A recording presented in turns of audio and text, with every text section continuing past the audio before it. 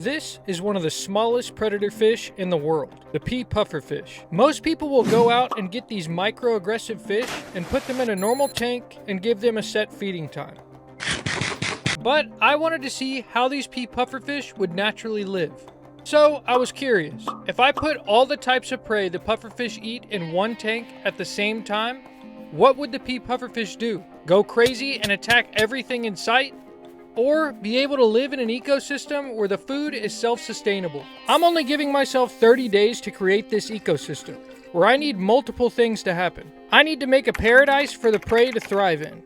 I'll need at least 4 different types of live prey in this tank.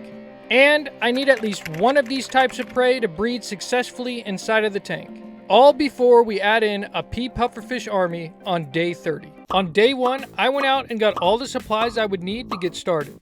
So I threw the tank on the stand and got to work, spreading out the gravel substrate. I added on the heater, and for this tank, I'll be using a sponge filter. So if anything does breed inside this tank, they won't be sucked up by the filter and die. Now I'll add in the driftwood. Before this, I wasn't aware how much sticks cost, but hopefully this stick is worth it for the price.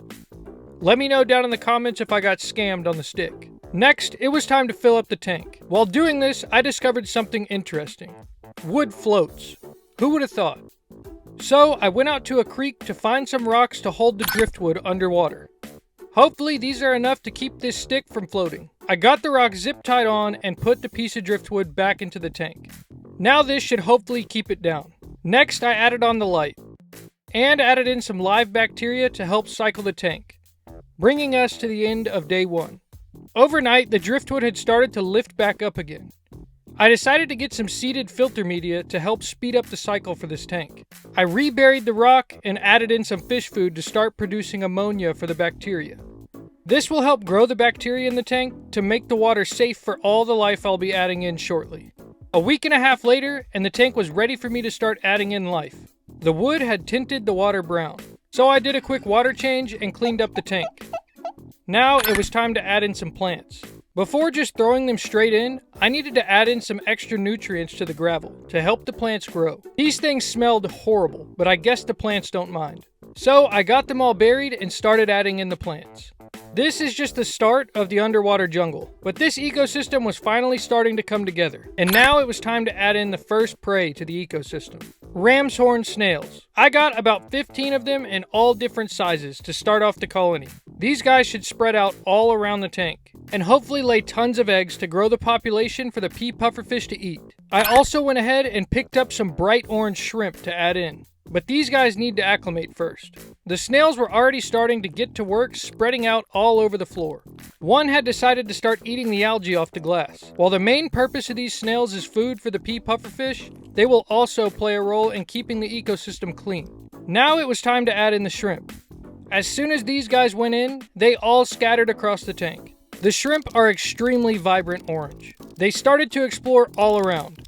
One was going across the floor checking out the snails. The shrimp will use the plants and driftwood for cover from the pea pufferfish, hopefully keeping them alive long enough to lay eggs. These guys will also play a role in keeping the ecosystem clean, while also being something to look at in the tank, moving quickly throughout the water. The next day, the ecosystem was looking better. The shrimp seemed to still be moving around a bunch, and the snails had started to climb the plants. Little did I know, this was the beginning of a huge problem. These shrimp are very easy to find in the tank because of how bright they are. I was really starting to become a fan of the orange shrimp. A few days later, something strange was happening. This snail was upside down on the top of the water. I thought it was dead at first, but it turns out these snails normally do this. Apparently, these snails do this to breathe and also eat food floating on top of the water. I decided it was time to glue the plants to the driftwood, because I found out these plants specifically don't get buried in the sand and need to be above the gravel to live. Over the next couple of days, I was just observing the shrimp and snails, because in order to add in the pea pufferfish, something inside this tank needs to successfully breed. I was hoping this wouldn't be too hard, but day after day, I wasn't seeing any signs of this happening. Until one day, I saw a shrimp molt on the ground. This could be a sign that a female is ready to breed. Then I noticed a tiny snail on the glass, but this isn't the kind of snails that I added into the tank. So this snail must have just accidentally been added in. By day 20, the snails had made a dent in the plants. They were all over the plants, eating all the leaves from the bottom up, leaving tons of waste all over the floor. But I had ordered in something to take care of all the built up debris. These are called scuds. They love eating dead leaves, and I got a ton of them. I may not be able to see them much because they are so small and they do tend to bury themselves in the substrate, but they should help with keeping the bottom of the tank clean. These guys are also perfect for the pea pufferfish. With their small size, they will be an easy meal.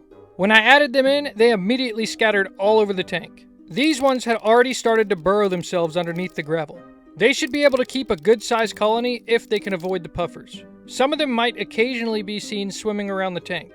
I'm not sure how long they would last though. I had finally started to notice eggs all over the corners of the tank. These are ram's horn snail eggs, which means all I need now is one more prey and for these eggs to successfully hatch. And after adding in the scuds, I had to think on what the next prey would be. After a few more days, when I went up to the tank, I had noticed a baby ram's horn snail on the driftwood. So now a prey had successfully bred inside the ecosystem, meaning there could be a consistent food supply for the pea pufferfish. So after the scuds, shrimp, and snails had been added, it was now time to complete the other two challenges, starting with the next live prey. These are blackworms.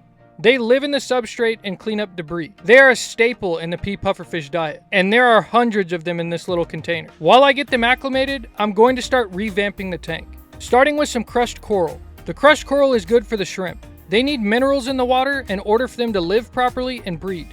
So I scattered it all around the filter. Next, I wanted to add in some more color to the tank and fill in the holes that the snails had created. Now it was time to release the blackworms. There were tons of them. They all began to slowly start spreading around the floor. While they did, I decided to add in some java moss underneath the driftwood to create more places for the prey to hide from the pufferfish. I also decided to add in some more shrimp so there would be a bigger colony. Now the tank was full of live prey, with plenty of spaces for them to hide and grow. They were all over the tank.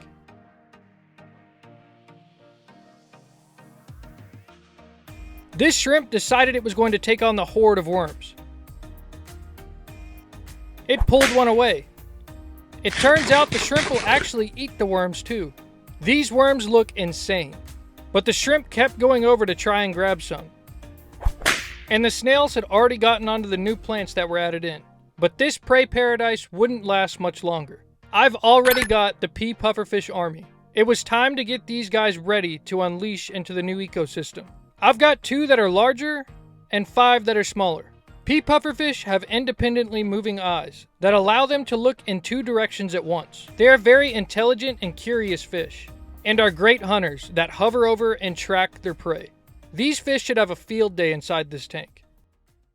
Now it's time to add them in. I dropped in the 5 smaller ones first, then the larger 2. This snail instantly looked to be in danger, but they ended up leaving it alone. This pea puffer was already going after baby snails on the driftwood.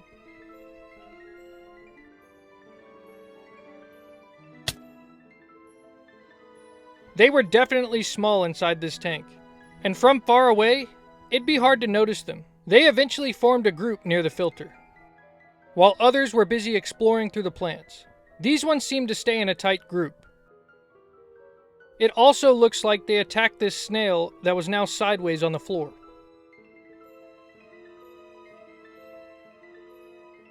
They were busy exploring all over the tank. The shrimp seemed unbothered. The pufferfish also seemed to be enjoying their endless supply of worms.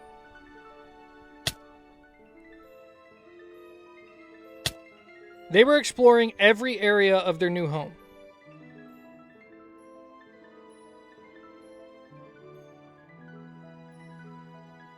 But they can frequently be found hovering over the worms, hunting them down.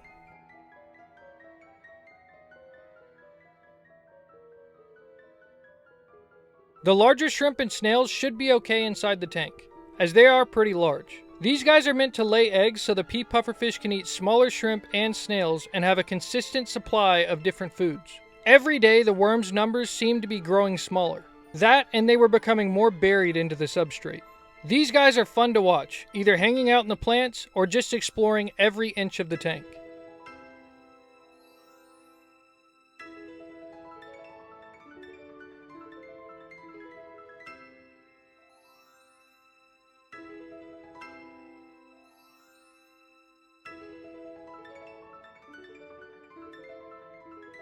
They had actually formed a group that goes around to hunt together. They do sometimes go up and test the larger snails and shrimp. This snail chose to hide when the puffer got too close. So far, this ecosystem built for the pea pufferfish is doing exactly what it was intended to. Let me know down in the comments if I should give some updates on this ecosystem in the future. And be sure to leave a like if you enjoyed. That's the end of the 30 days for this ecosystem. Thanks for watching.